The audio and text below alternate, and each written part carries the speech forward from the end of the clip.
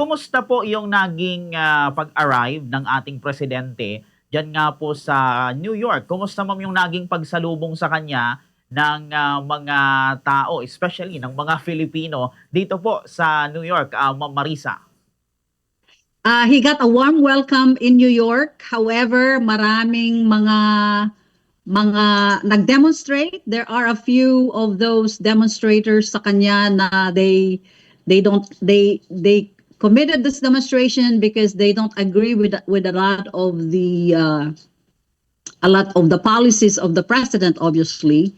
So they demonstrated to in front of the Philippine consulate. So marami silang mga issues, but natural lang yun, no? Kasi ito yung Bayan USA, Malaya, New York, Tanggol Migrante Queens staged this demonstration against yung policies ng administration niya on immigration and international relations. Nag-protest din sila against the DFA Secretary Teresa Lazaro regarding U.S.-Philippine relations on the plight of Filipino migrants. So, okay lang yung ang kanyang meeting dito, but he's a very popular president. There's always people that love you and there's always people that oppose you, and that's normal. Other than that, this is his sixth trip to the USA. His 41st trip around the world since taking office in 2022. So itong si President Marcos is here for a working trip with high-level engagement sa United Nations headquarters. So nandito siya hanggang 11th. Of course, he was accompanied by the beautiful First Lady Liza Araneta Marcos, Foreign Secretary Treasurer Secretary Maria Teresa Lazaro, and the Migrant Workers Secretary Hans Leo Kakdak, and many other Philippine officials. So President Marcos is here for high-level diplomacy and economic promotion. So nandito yung kanyang mga meetings, and some of these meetings transpired a lot today. He delivered a message at the special session of the United Nations General Assembly to present the Philippines' opposition on major global issues. Nagsalita din sa Commission on Status of Women called CSW70, at saka yung United Nations Council bid for a non-permanent seat sa United Nations Security Council for the years 2027-2028. And then meron siyang mga economic investment promotion meeting with American business leaders to encourage increased investment through the Philippines. And then ito yung bilateral meeting niya sa United Nations Chief Secretary General Antonio Guterres, which some of this transpired this morning. So one thing that I really paid attention, yung speech niya sa General Assembly. This is the morning opening of the 70th session of the Commission on Status of Women at the United Nations headquarters regarding Philippines' commitment to promoting, advancing, and protecting the rights and well-being of women and girls. Kasi this is an International Women's Month, so it's proper, right? I did not wear my pink jacket like I did yesterday. But sinabi niya na the fundamental measures of the country's progress is the status of women. In the Philippines, he said, and I quote, "Empowering women is not merely a matter of fairness, but it is the cornerstone of nations building." Sabi niya, Filipino women has stood the center of our national life. But sabi niya, their journey and equality is not complete. In his closing remarks, sinabi niya na he's ready to work with all the nations to address this issue, and the goal is to make women be present in every decision made. Wow. And I quote. So very powerful, very touching, impressive speech from your president, and obviously used to be my president.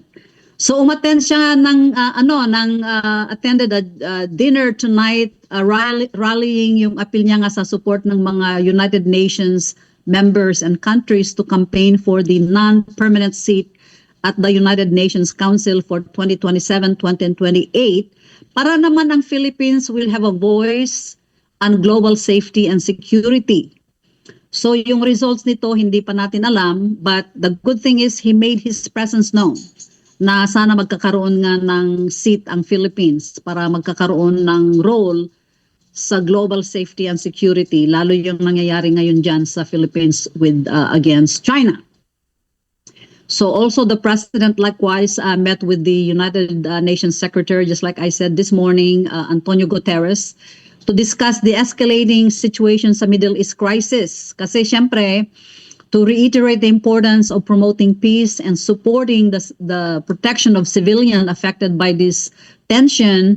Kasi marami tayong OFW sa Israel and then the Gulf countries, which is Saudi Arabia, Qatar, Kuwait, and all the other places. So sabi niya na Marcos aimed to advocate for peace, restraint, and the adherence to the international law.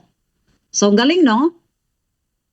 So he's making his presence known. Your president is shining very bright in the international community. My goal and my prayer is for him to shine the brightest in the Philippines, the people that voted for him and the Filipino that deserve the best service from a president like him. Alright. Ito ang maidagdag kong katanungan, ma'am. Kumusta po yung naging reaksyon ng mga Filipino na sumalubong po sa ating presidente? And sa tansya nyo, ma'am, gaano ba sila karami, ma'am Marisa? Yung mga nag-demonstrate, mga kukunti-kunti lang. Mga, you could tell na yung presence nila hindi masyado. So, ibig sabihin, laging may kontrabida, no? Pero the good news is, yung mga kontrabida normally is a challenge. It's not a lot of people, but maraming, of course, ang mga Filipinos are excited for his presence, making himself known and this presence with the United Nations. So, yung ang kanyang speech, I did pay attention, and a lot of the leaders, mga excellencies, clap. Very touching naman yung kanyang speech. And to be honest with you, the Philippines is one of a special country that really signifies the role of women in leadership, in businesses.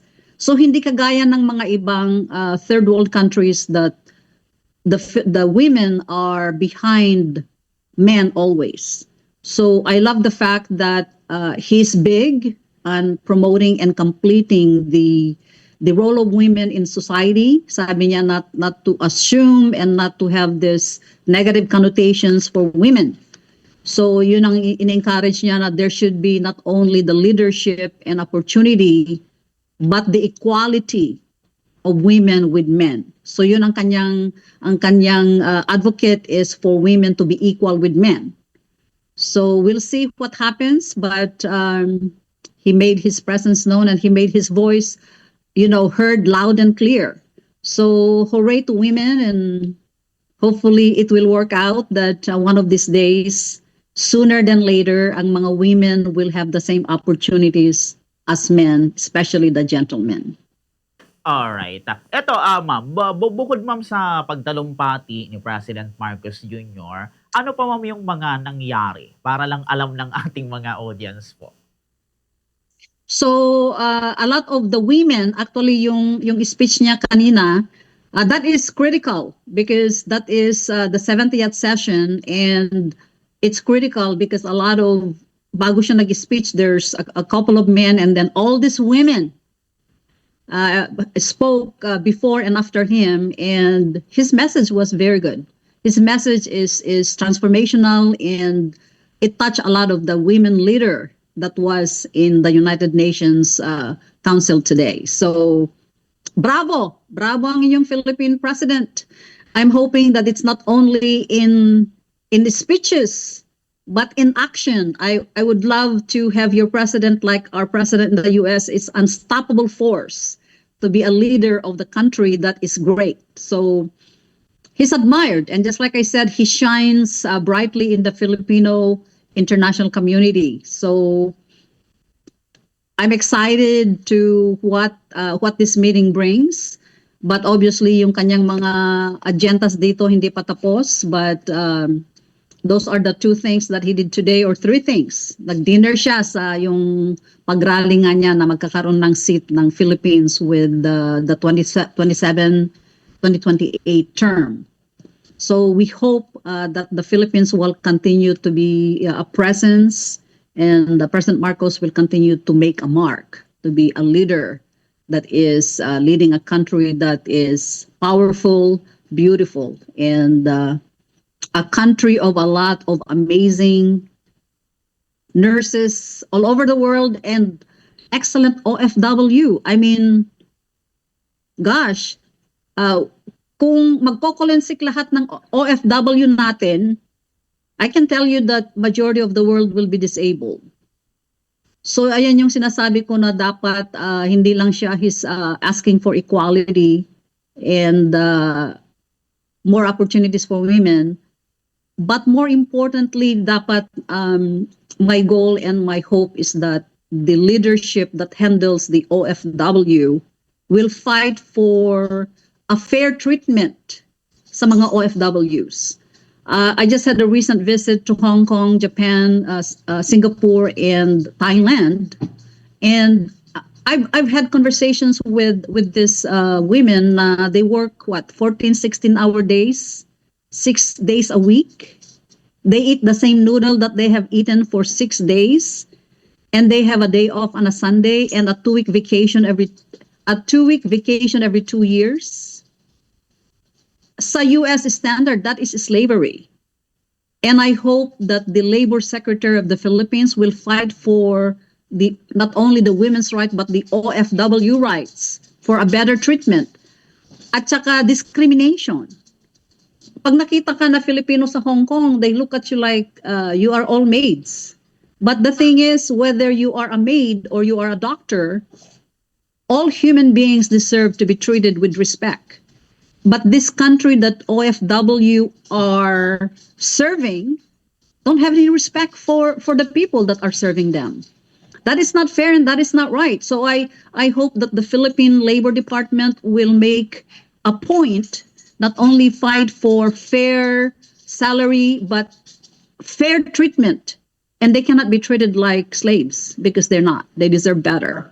So I hope that I think that was one of the demonstrations with yung isa sa mga secretary, anong pangalan niya? Si Secretary, ay pangalan niya yung secretary ninyo dyan, let's see, what's her name? Maria Teresa Lazaro.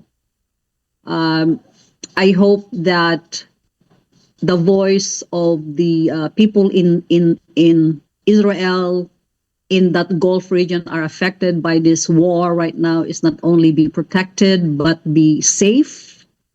And I know that the president made some speeches that they are going to help facilitate yung kanilang mga pag-transmit ng mga pera because of the war. They want to make sure that the transmission of money will be available. He also made commitments na sinabi niya na yung prices diyan na tumataas because of this war, na ang pag-rise ng mga prices to be gradual, not abrupt. So I hope that he has a commission in place for that. And then sabi niya na there is sufficient sources or availability of oil in the next 45 to 60 days. So kung merong oil na available within 45 to 60 days, prices should not be going up yet, right?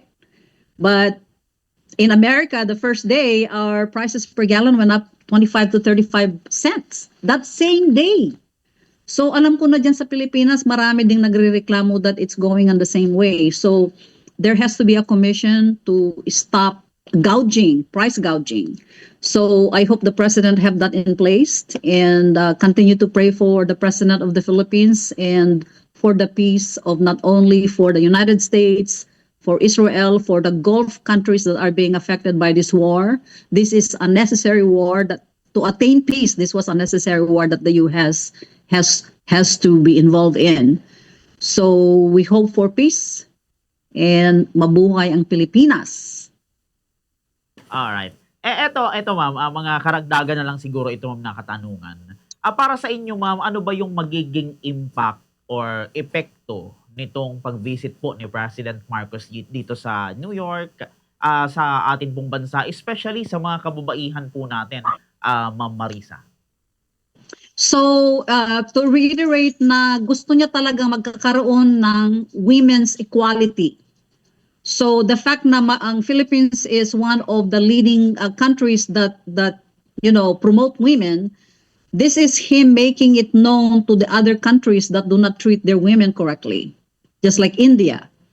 So, come to mind, India, Japan, I don't know. I know that the women are always subordinate to the men. So this is his presence making known that the Philippines is a leading country in promoting women presence, women leadership. But the completeness to have equality with men that was one of his major advocacy. So the other thing is he's making his presence known and being kung magkakaroon ng seat ang Philippines to the 2027 and 2028 term. So he's making friends with all the United Nations countries to vote for the Philippines. Magkakaroon tayo ng global stability and security and to have a say-so for whatever going on in the world and for the Philippines to be a part of that. And if he can secure that seat, that is going to be amazing. So the presence of the Philippines will be brighter and stronger than ever. So yun ang mga malaking importansya na itong trip niya na ito has to happen. I hope na yung magkakaroon sila din ng trip na mag-shopping sila ng konti, mag-visit sa New York ng konti because New York is a beautiful city to visit. I was there last June. But he has all these delegations. Alam ko na they will be meeting with a lot of the business leaders. Ito nga ipropromote nyo ang economic promotion for American leaders to invest in the Philippines.